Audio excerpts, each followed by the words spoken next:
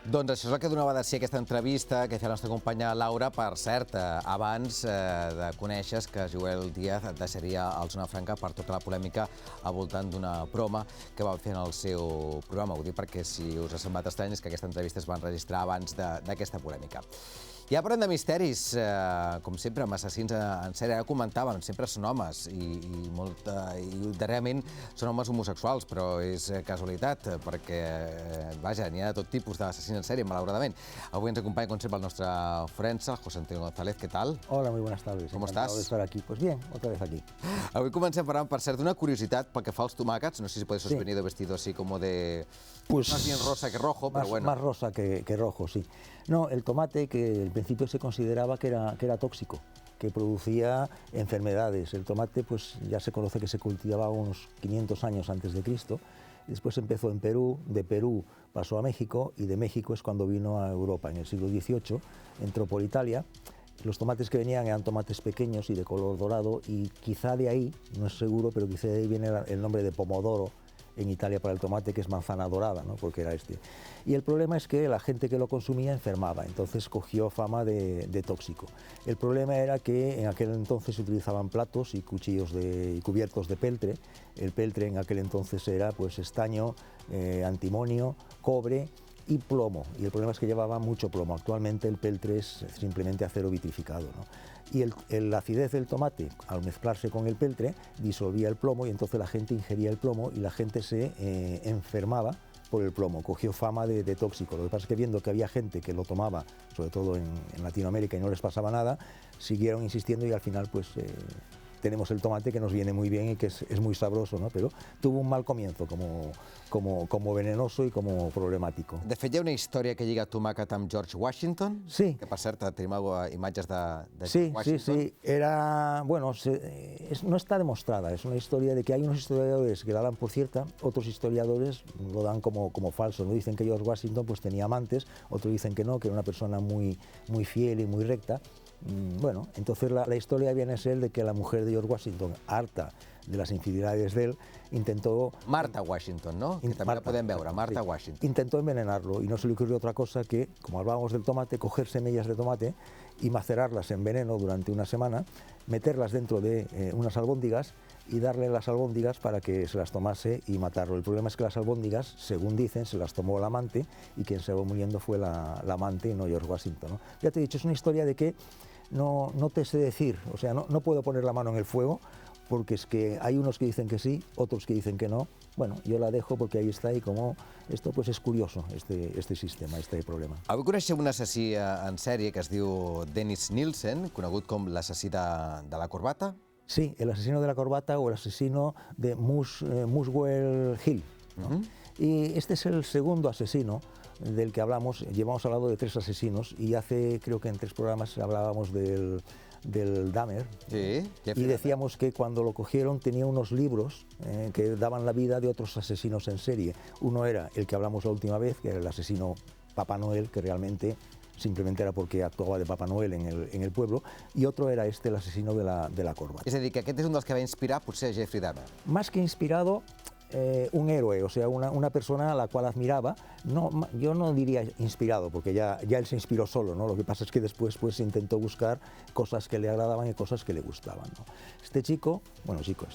Esta persona, este asesino nació el 19 de noviembre de 1945, en el fondo, en la base de una familia muy desestructurada. Esto también lo vemos en muchos asesinos en series. Había muchas peleas en el domicilio, los padres se peleaban mucho y eso le marcaba mucho.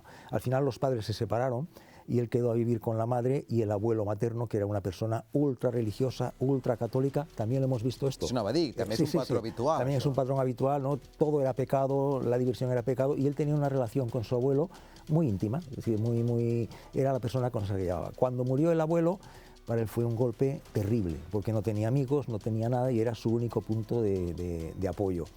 En el momento de verlo allí muerto en el ataúd, pues hubo una especie de una relación amor con la muerte, y ahí parece ser que empezó a tener una especie de apetencia por la muerte.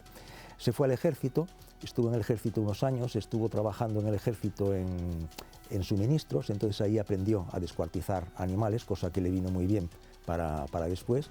Dejó el ejército y en 1900, no me acuerdo si era 75 o 72, se entró de policía. O sea, es un asesino que fue policía antes de ser asesino, fue asesino después. Más adelante descubrió su tendencia homosexual.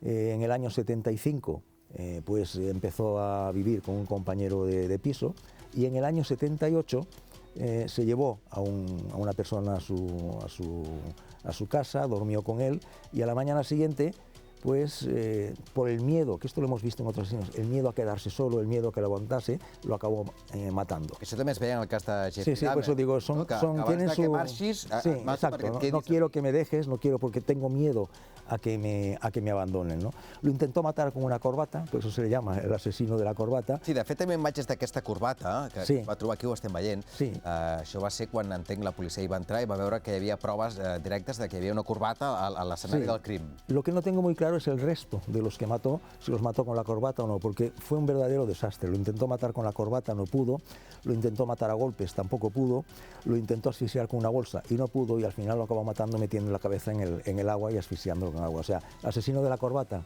bueno, mala... Estem veient algunes de les víctimes. Sí, mal Que en va asesino tenir de la corbata. unes quantes, no? Unas cuantas, lo dejo para el final el número de víctimas porque es un poquito sorprendente, ¿no?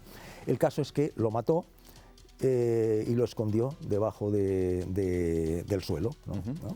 Bueno, primero lo lavó, lo vistió y lo escondió debajo del suelo. Entonces lo sacaba del suelo para que no lo encontrase su compañero, y hacía una especie de vida con él. Se tumbaba al lado de él en la cama, él se ponía con polvos talco para parecer como que estaba muerto, y lo tenía allí.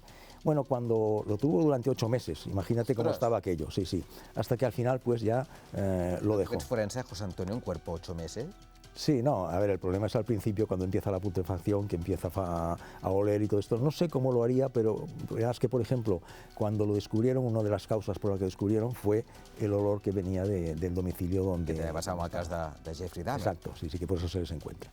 El caso es que, bueno, al cabo de 2 años hizo lo mismo con otro, y con este lo que hacía era que lo sacaba de debajo del suelo, veía la televisión con él, comía con él en la mesa, lo ponía en la mesa, lo vestía, o sea, como si fuese... Un maniquí, no? Sí, como si fuese su pareja, ¿no? Pero claro, es el poder que tienes sobre la otra persona, de que no puede decirte nada y tú eres el dominante.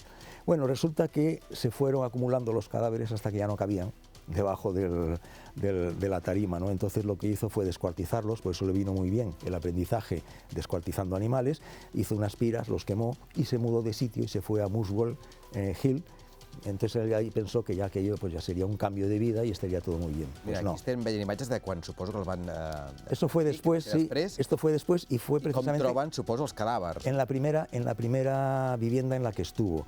En la segunda continuó matando, y cuando llevaba pues 3 muertos, se obstruyeron las cañerías del edificio, los vecinos llamaron al fontanero, el fontanero vino allí, se acabó yendo a la fosa séptica y allí, horrorizado, descubrió restos humanos, pelo, huesos y tal. Entonces vino la policía y claro, empezaron a oler en el edificio el olor que descendía de su piso, entraron en el piso, encontraron en un armario las bolsas con cadáveres y todo esto, y se lo llevaron detenido.